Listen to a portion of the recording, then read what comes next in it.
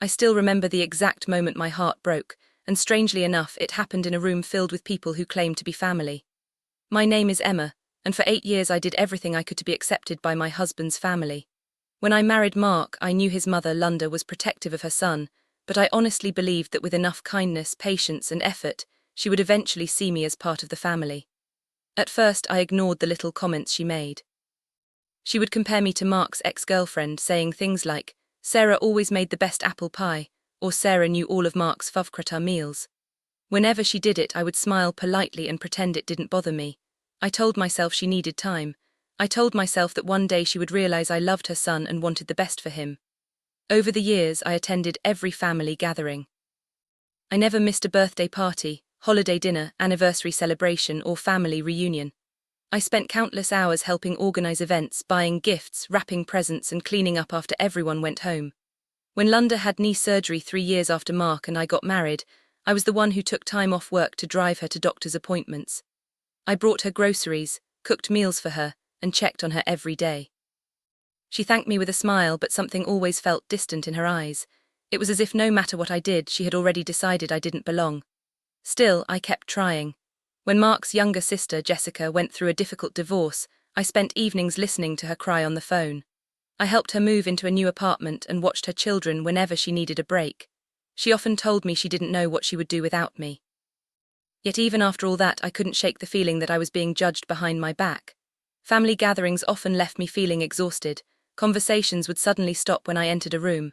Relatives would exchange strange glances. Sometimes I caught Lunda whispering to people before looking in my direction. Whenever I asked Mark if he noticed anything, he would brush it off. "You're imagining things," he would say. "Mom can be difficult, but she doesn't hate you." I wanted to believe him, I really did. Mark was a good man in many ways, but one of his biggest flaws was his inability to stand up to his mother. He avoided conflict at all costs. Whenever Lunda crossed a line, he would make excuses for her. Whenever I expressed my hurt feelings, he would ask me to be patient. Year after year, I followed his advice because I loved him. Then everything started changing. During the months leading up to what became the worst day of my life, Lunda's bahavak grew colder. She stopped inviting me to certain family lunches. She would call Mark and specifically ask to speak with him, making it clear she didn't want me involved in the conversation. At Christmas, she gave gifts to everyone except me. When she noticed my surprise, she laughed and claimed she had simply forgotten. I smiled and pretended it didn't matter, but later that night I cried in the bathroom while everyone else enjoyed the celebration. Mark apologized on her behalf, but once again he refused to confront her directly. A few weeks later, we received a message from Lunda inviting the entire family to a special meeting at her house on Sunday afternoon. The message sounded serious but vague. She said there were important family matters to discuss, and that everyone's attendance was required. I asked Mark if he knew what it was about. He shrugged and said he had no idea. On the day of the meeting, I felt nervous for reasons I couldn't explain. As we drove to Lunda's house, a strange feeling settled in my stomach. The house was unusually crowded when we arrived.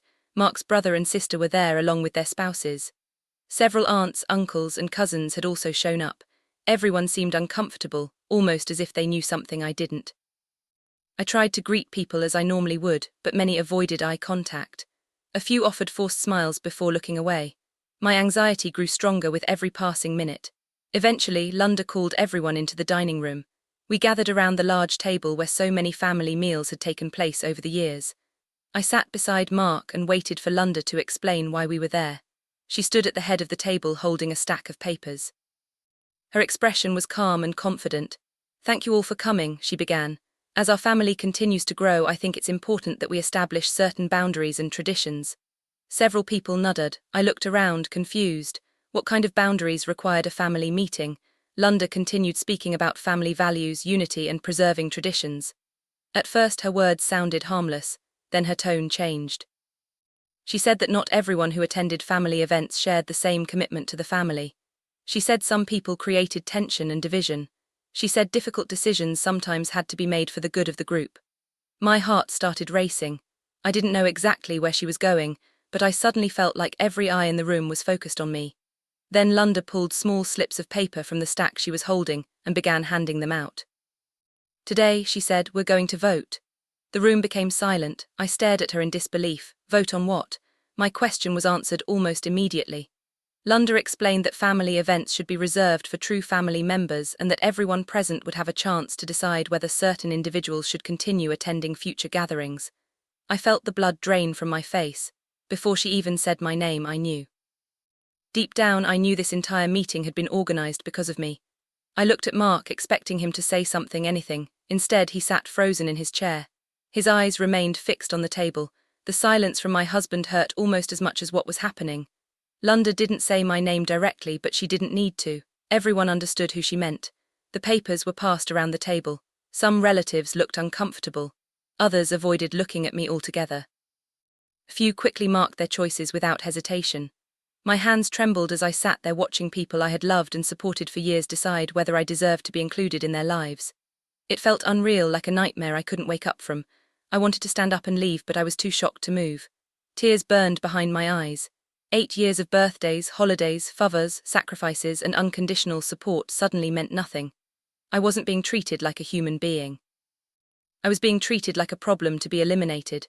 After everyone finished writing, Lunda collected the papers and began counting the votes. The room remained silent except for the sound of papers being shuffled. Every second felt like an hour. I kept hoping someone would speak up and stop this madness.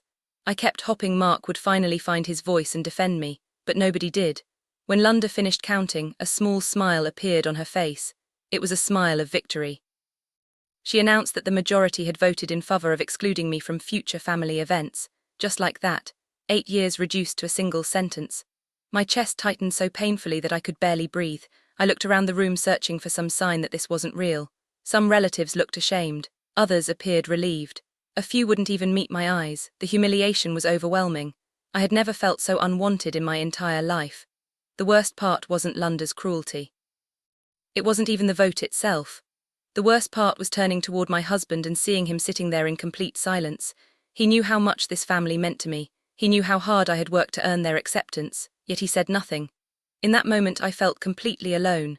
Tears rolled down my cheeks as I stood from my chair. Nobody tried to stop me. Nobody apologized. Nobody told me the vote was unfair. I walked out of the dining room, through the front door and into the cold afternoon air. The moment I reached my car, I broke down. I cried harder than I had cried in years. I cried for the woman who spent 8 years trying to earn love that was never going to be given. I cried for every sacrifice I had made. I cried because I finally understood that no matter what I did, I would never be enough for Lunda. A few minutes later, Mark came outside. Instead of defending me, he asked me to calm down. He said his mother was only trying to do what she thought was best for the family. Hearing those words felt like another knife in my heart. I stared at him in disbelief. The man I loved was more concerned with protecting his mother's feelings than mine. I told him I was going home. The drive back felt endless. My mind replayed every moment of the meeting over and over again. Every vote, every silence, every look of embarrassment. By the time I reached home, something inside me had changed. The pain was still there, but beneath it was a growing realization. I had spent 8 years begging for a place at a table where I was never truly welcome. I didn't know it yet, but that humiliating vote would become the beginning of a story none of them saw coming. At that moment, however, all I felt was heartbreak, betrayal, and the crushing loneliness of realizing that the family I had given everything to had just voted me out of their lives. The week after that humiliating family vote felt like one of the darkest periods of my life. Every morning I woke up hoping I would realize it had all been a bad dream, but the painful truth always returned within seconds. I had been publicly rejected by people I had spent 8 years loving, supporting, and treating as family. What hurt the most wasn't only Linda's cruelty. It was the fact that so many others had participated. Every face around that table replayed in my mind. Every person who looked away instead of defending me, every relative who silently marked their vote. Even Mark's silence haunted me. We barely spoke during those days. I couldn't look at him without remembering how he sat there while his family decided whether I deserved to exist in their lives. He tried several times to start conversations, but I wasn't ready. Every apology sounded weak compared to the betrayal I felt. I spent most of my time alone, focusing on work and avoiding anything that reminded me of his family. My phone buzzed constantly during the first few days. Some relatives sent short messages pretending nothing serious had happened. Others offered vague explanations that only made me angrier. A few didn't contact me at all. I ignored nearly everyone. For once, I wasn't interested in fixing relationships. I wasn't interested in proving myself. I was exhausted from years of trying to earn acceptance from people who clearly didn't value me. For the first time since marrying Mark, I stopped chasing approval. It was strangely painful and freeing at the same time. Then, 4 days after the vote, I received an unexpected phone call from someone I never imagined would contact me. The caller ID showed the name Robert. He was Mark's uncle, Linda's older brother, and one of the quietest members of the family. Robert rarely got involved in family drama. He was the kind of person who observed everything but said very little. During family gatherings, he usually sat in the corner listening while everyone else talked. I almost didn't answer the call, assuming it would be another uncomfortable conversation I didn't want to have, but something made me pick up. His voice sounded serious from the moment he greeted me. He asked if we could meet privately. There was a hesitation in his tone that immediately caught my attention. After a brief pause, I agreed. We arranged to meet at a small cafe the following afternoon. When I arrived, Robert was already sitting at a table near the window. He looked nervous, which was unusual for him. After exchanging a few polite words, he got straight to the point. The first thing he said surprised me. He apologized. Not one of those weak apologies people give to ease their own guilt. A genuine apology.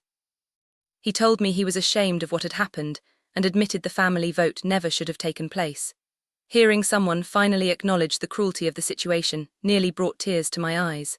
For days I had felt like everyone was pretending the vote was normal.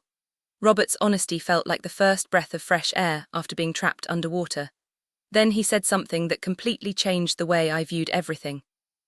He told me many family members had not formed their opinions about me on their own. According to Robert, Linda had spent years quietly turning people against me. At first I thought he was exaggerating, but the more he explained, the more everything started making sense. He revealed that Linda had been telling relatives negative stories about me for years. She claimed I thought I was better than everyone else because I had a successful career. She told people I looked down on the family. She insisted I was controlling Mark and trying to separate him from his relatives. She even claimed I secretly criticized family members behind their backs. I sat there stunned. None of it was true. Yet suddenly all those strange looks, awkward conversations, and cold attitudes from relatives made sense. They weren't reacting to who I actually was. They were reacting to a version of me that Linda had created. Robert explained that many family members trusted Linda because she was the family matriarch. They assumed she was telling the truth. Over time, her stories shaped people's opinions. Every small misunderstanding became evidence supporting the image she had built. If I missed a gathering because of work, Linda told people I thought the event wasn't important. If I disagreed with someone politely, she described it as disrespect. If I spent time alone during family functions, she said I was antisocial and arrogant. She had twisted ordinary situations into proof that I didn't belong. The realization left me speechless. For years, I had blamed myself for not fitting in. I thought maybe I wasn't trying hard enough. Maybe I wasn't saying the right things. Maybe there was something wrong with me. Now I was learning that I had been fighting against a narrative carefully constructed behind my back. Robert looked genuinely regretful as he spoke. He admitted he should have said something sooner. He told me several relatives had doubts about Linda's claims but were afraid of confronting her. Linda had a habit of punishing anyone who challenged her authority. People learned that disagreeing with her often led to arguments, guilt trips, or exclusion. Over time, many family members simply chose the easier path. They stayed silent. Unfortunately, their silence allowed her lies to grow stronger. Then Robert revealed something even more shocking. He explained that the vote itself hadn't been spontaneous. Linda had been planning it for months. According to him, she privately discussed the idea with several relatives beforehand. She framed it as a necessary step to protect family unity. By the time everyone gathered at her house, many had already been influenced by her version of events. The outcome was practically decided before the first vote was cast. My stomach turned as I listened. The entire meeting had been designed to humiliate me. It wasn't a family decision. It was Linda's decision disguised as a family decision, but Robert wasn't finished. After taking a deep breath, he shared the secret that would eventually change everything. He told me Linda was facing serious financial problems. At first, I didn't understand why that mattered. Linda always acted as though she had everything under control. She constantly talked about financial responsibility and often criticized others for making poor decisions. But according to Robert, the reality was very different. A few years earlier, Linda had invested a large amount of money into a business opportunity recommended by one of her friends. The investment failed badly. Instead of admitting her mistake, she continued pouring money into it, hoping she could recover her losses. The situation only became worse. Eventually, she accumulated significant debt. To protect her reputation, she hid the problem from most of the family. Very few people knew how serious it had become. As Robert explained the details, I began understanding why he wanted to meet. Then he said something that left me completely stunned. Linda expected me to help her. Several months earlier, I had inherited a successful business and a substantial amount of money from my late aunt. I wasn't extremely wealthy, but I was financially secure. Linda knew about the inheritance.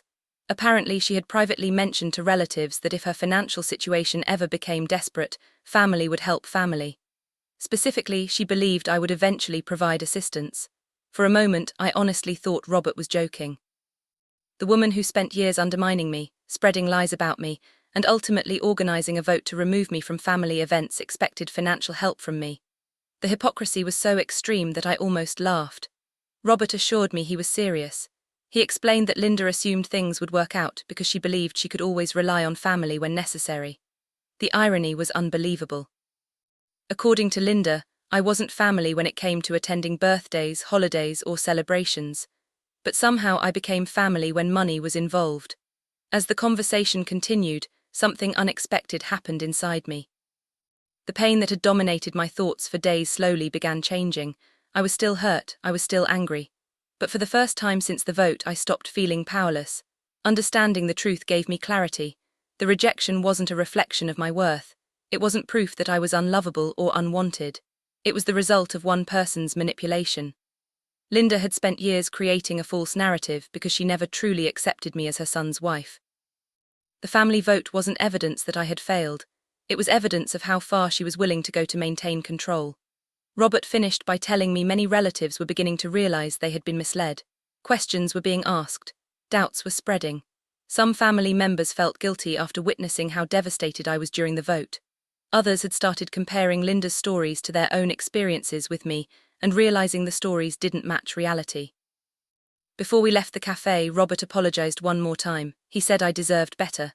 As I walked back to my car, I felt different than I had felt all week. The heartbreak was still there, but it was no longer crushing me. For days I had viewed myself as the victim of a terrible rejection. Now I understood something important. The people who voted against me didn't truly know me. Many of them had been manipulated. More importantly, I finally saw Linda clearly. Her actions weren't driven by family values or concern for unity. They were driven by control, resentment, and selfishness. As I drove home, I realized I no longer wanted acceptance from someone like her. The desperate need to win her approval that had controlled me for years began fading away. In its place came something much stronger: self-respect. And while Linda believed she had successfully pushed me out of the family, she had no idea that her own secrets were about to create consequences she never expected.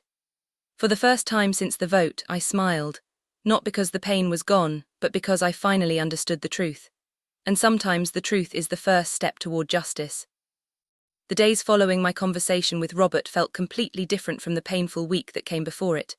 For the first time in years, I stopped questioning my own value. I stopped replaying every family interaction in my head, wondering what I could have done differently. Knowing the truth about Linda's manipulation changed everything. The sadness was still there, but it no longer controlled me. Instead, I felt a quiet sense of clarity. I finally understood that some people will never accept you no matter how kind, patient, or generous you are. The problem isn't always your actions. Sometimes the problem is their decision to dislike you from the beginning. That realization was freeing. I focused on my work, spent time with friends who genuinely cared about me, and avoided unnecessary contact with Mark's family. Mark continued trying to repair our relationship.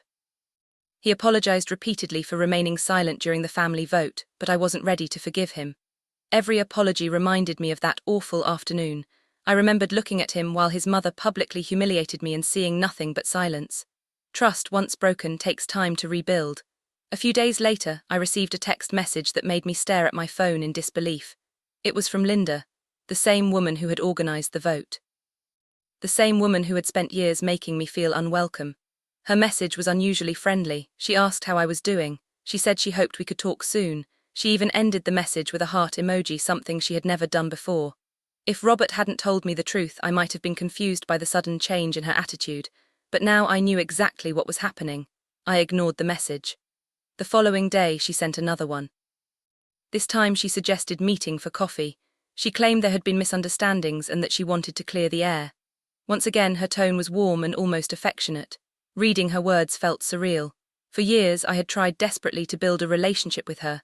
I had organized birthday surprises, bought thoughtful gifts, helped her through difficult times, and shown her endless respect. None of those efforts earned genuine kindness from her. Yet now, after publicly rejecting me, she suddenly wanted reconciliation. The timing was far too convenient. I showed the messages to Robert, who simply nodded. "She's running out of options," he said. "Things are worse than most people realize." After thinking about it for a day, I decided to accept her invitation, not because I wanted a relationship with her, but because I wanted to hear what she had to say. Part of me was curious to see how she would explain her behavior. Another part wanted confirmation that Robert had been telling the truth. We arranged to meet at a cafe near the center of town. When I arrived, Linda was already seated at a table. She stood up the moment she saw me and greeted me with a smile so warm it felt almost theatrical. For years, I had hoped to receive that kind of smile from her. Now it felt artificial. As I sat down, she immediately began complimenting me. She told me I looked wonderful. She praised my recent business success. She spoke with a friendliness that would have seemed impossible just a few weeks earlier. I listened quietly. After ordering coffee, she launched into a long explanation about family misunderstandings. According to her, the vote had been blown out of proportion. She claimed people had misunderstood her intentions. She insisted she never meant to hurt me. Every sentence sounded carefully rehearsed. At one point, she even suggested that emotions had simply gotten out of control. I found it fascinating that she described a planned family vote as if it were an unfortunate accident.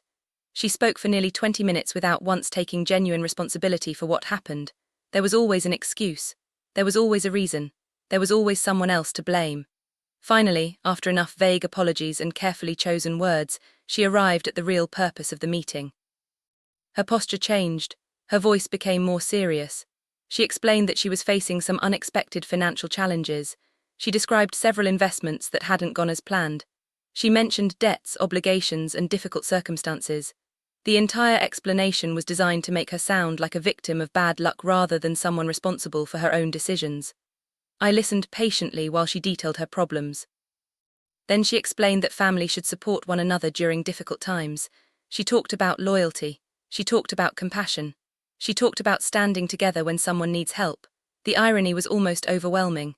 I remembered sitting at that dining room table while she argued that family events should be reserved for true family members. Now she was giving a speech about family support. Eventually, she reached the point she had been building toward. She asked for financial help. The amount she requested was significant, not enough to completely solve her problems, but enough to provide substantial relief. She spoke as though the request were perfectly reasonable. She reminded me of all the years we had been family. She emphasized the importance of helping loved ones during difficult times. The entire conversation felt like a performance. What fascinated me most was how completely she ignored her own recent actions. It was as though the vote had never happened. It was as though she hadn't spent years treating me like an outsider. She expected me to focus on her needs while forgetting everything she had done. For a few moments, I simply sat there in silence. Linda seemed confident. She clearly expected me to agree. Perhaps she assumed I was still desperate for her approval. Perhaps she believed helping her would finally earn me acceptance. She didn't understand that something fundamental had changed inside me. I was no longer seeking validation from people who didn't value me. I was no longer willing to sacrifice my self-respect for the chance to be included. Finally, I looked directly at her and asked a single question. "Why would you ask someone who isn't family?" The effect was immediate. Her confident expression disappeared. For the first time during the entire conversation, she had no prepared response. She opened her mouth, then closed it again. The silence stretched between us. I continued looking at her calmly. There was no anger in my voice, no shouting, no dramatic confrontation, just a simple question that exposed the contradiction at the center of her behavior. According to the vote she organized, I wasn't family. According to the years of exclusion and criticism, I wasn't family. According to the stories she spread behind my back, I wasn't family. Yet suddenly, when money became necessary, she wanted the benefits of a relationship she had spent years rejecting. Linda eventually attempted to explain herself. She said the situation was complicated. She claimed emotions had influenced the vote.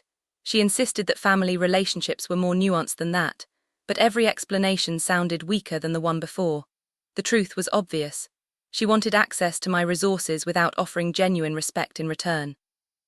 After listening for a few more minutes, I politely declined her request. I told her I hoped she would find a solution to her financial problems, but I would not be providing financial assistance. For years, I had invested enormous emotional energy into earning a place in her family.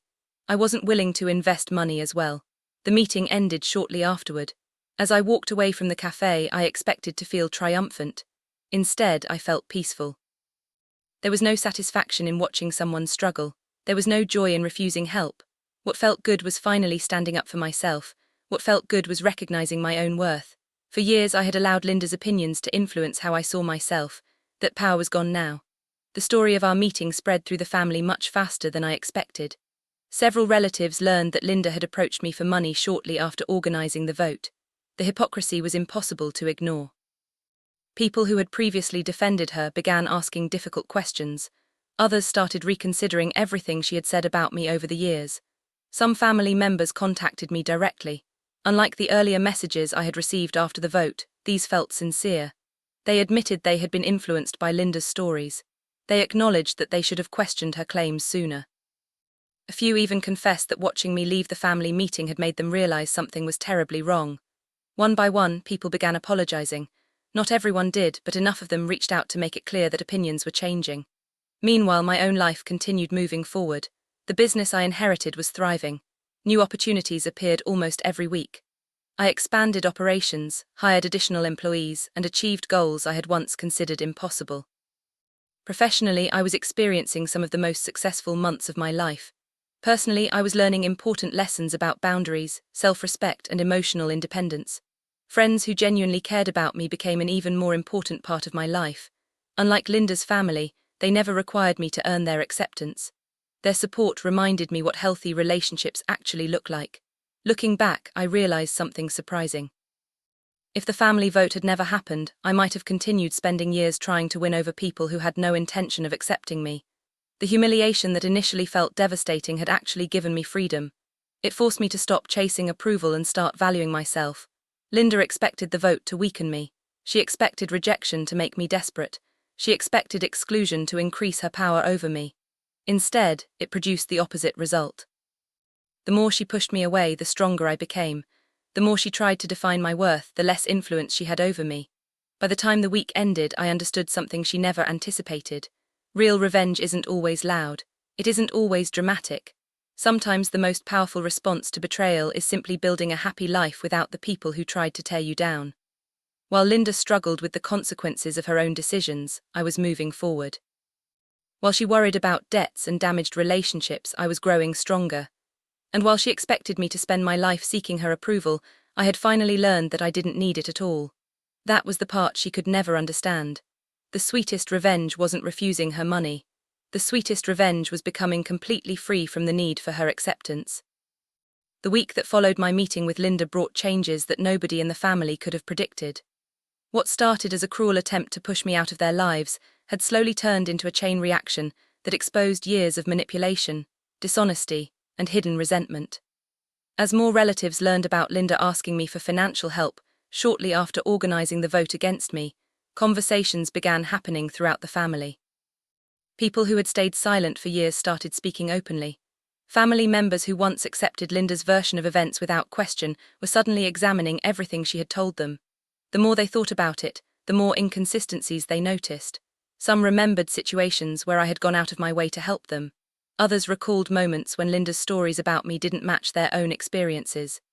Gradually, the image she had spent years creating started falling apart. For the first time, people were asking a simple but important question. If Emma was really as selfish, controlling, and disrespectful as Linda claimed, why had she spent so many years helping everyone without expecting anything in return? The question spread from one relative to another until it became impossible to ignore. During this period, I continued focusing on my own life. I wasn't interested in family politics anymore. I had spent years trying to earn acceptance and had finally reached the point where I no longer needed it.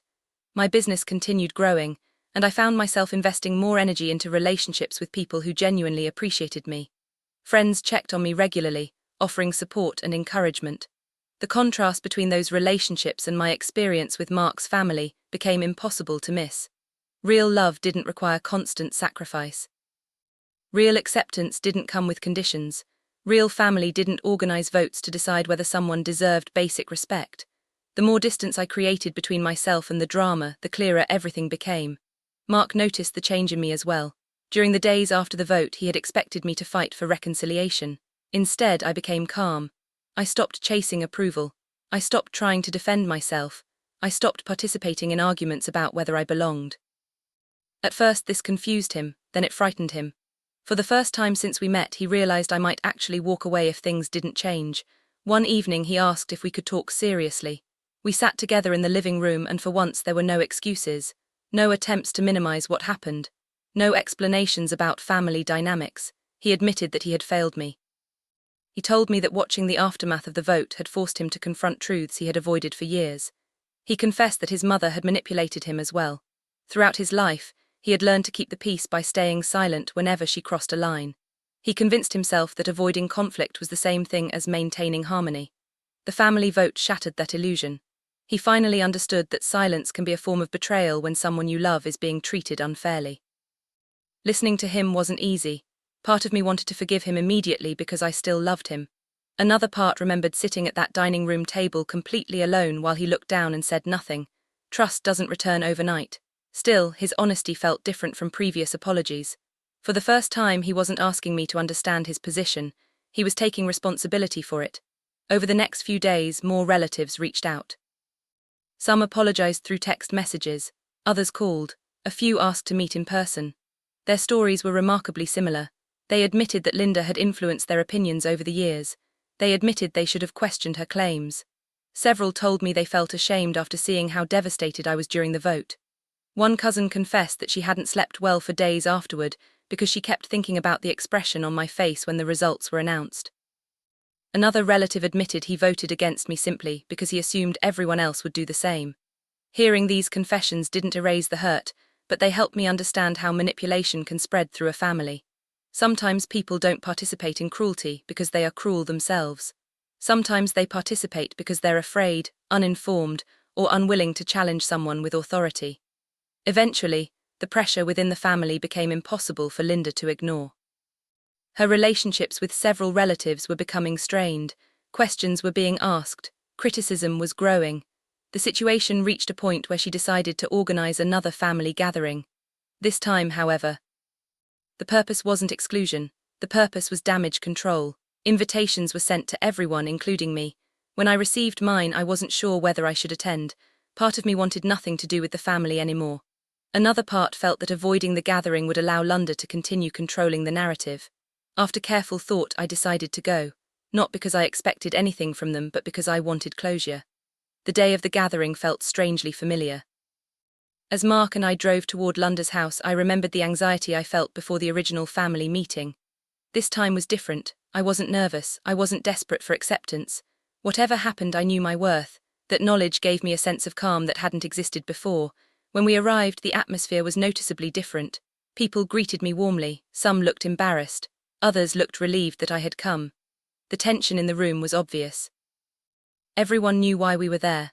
After everyone settled into the living room, Linda stood up. For a moment I wondered whether she would finally take responsibility for her actions. Instead, she began with a carefully worded speech about misunderstandings, family unity, and moving forward. As she spoke, I noticed several relatives exchanging frustrated glances. The speech wasn't working. People were no longer willing to accept vague explanations. Then something unexpected happened. Mark stood up. The room immediately fell silent. Throughout his life, Mark had avoided family confrontations. Seeing him rise to his feet with determination in his eyes felt almost surreal. He looked directly at his mother before speaking. His voice was steady. He admitted that what happened during the vote was wrong. He acknowledged that his silence had been a terrible mistake. He said he should have defended me the moment the idea of the vote was proposed. He apologized publicly for failing to protect his wife. The room remained silent as he continued speaking. He described the pain he witnessed in the days after the vote. He talked about the damage caused by years of gossip, manipulation, and exclusion. Most importantly, he made it clear that he would never allow something similar to happen again. I could see the shock on Linda's face. For perhaps the first time in his life, her son was openly challenging her authority. Once Mark finished speaking, other relatives began sharing their thoughts as well. One after another, people admitted mistakes. Some apologized directly to me. Others acknowledged that they had relied too heavily on Linda's opinions without forming their own judgments. The conversation became emotional. Several people cried. Old grievances surfaced. Long-standing tensions were finally discussed openly instead of being hidden beneath forced smiles and polite conversations. Years of dysfunction were being exposed in a single afternoon. For a while it felt less like a family gathering and more like a reckoning. As the discussion continued, Lunda's influence over the family visibly weakened. The power she held for so many years depended largely on people remaining silent. Once they started speaking honestly, that power began disappearing. She attempted to defend herself several times, but her explanations carried far less weight than before. Too many people had seen the consequences of her actions. Too many had experienced the fallout firsthand. Eventually she grew quiet. For the first time since I met her, she seemed unable to control the room. As I listened to the conversation unfold, I realized something important. I no longer felt angry. The pain was still there, but the anger had faded. Watching people take responsibility for their actions gave me a sense of peace I didn't expect. Not because everything was suddenly fixed. Some damage can never be fully repaired. Trust once broken often leaves permanent scars, but there was value in hearing the truth acknowledged. There was value in seeing people confront reality instead of hiding from it. By the end of the gathering, several relationships had begun healing. Others remained uncertain. Some family members would need time to rebuild trust. A few connections might never fully recover. That was simply the consequence of what had happened. Yet despite all the uncertainty, one thing had become absolutely clear. I no longer needed anyone's permission to feel like I mattered. For years, I believed acceptance from Mark's family would somehow prove my worth. I thought being included in their gatherings would make me feel complete. The vote taught me otherwise. My value was never dependent on their approval. It never depended on Lunda's opinion. It never depended on whether a group of relatives considered me family. Real self-worth comes from understanding who you are regardless of what others decide. As the gathering came to an end, I looked around the room. I saw people who had made mistakes. I saw people trying to do better. I saw relationships that might eventually heal. Most importantly, I saw how much I had changed. The woman who walked into that original family vote was desperate to belong. The woman leaving this gathering understood that belonging begins with respecting yourself. Lunda spent years trying to push me out of the family. She believed exclusion would weaken me. She believed rejection would make me desperate for her approval. Instead, her actions forced me to discover a strength I never knew I possessed. In the end, the greatest lesson had nothing to do with revenge. It wasn't about watching Lunda lose influence or face consequences. It was about learning the difference between people who tolerate you and people who truly love you. Family isn't determined by blood invitations, traditions, or votes. Family is built through respect, loyalty, kindness, and support. It's built by people who stand beside you when it's difficult, not just when it's convenient. As Mark and I drove home that evening, I felt lighter than I had in years. The future remained uncertain, but that was okay. For the first time, I wasn't afraid of standing on my own. Lunda tried to remove me from the family with a vote. What she actually did was reveal who genuinely belonged in my life. And in the end, the person left isolated by her own actions wasn't me. It was the woman who spent years believing she could control everyone around her. 1 week after she voted to ban me from family events, everything had changed. Not because I got revenge, but because the truth finally came to light. And once the truth is exposed, nothing can ever go back to the way it was before.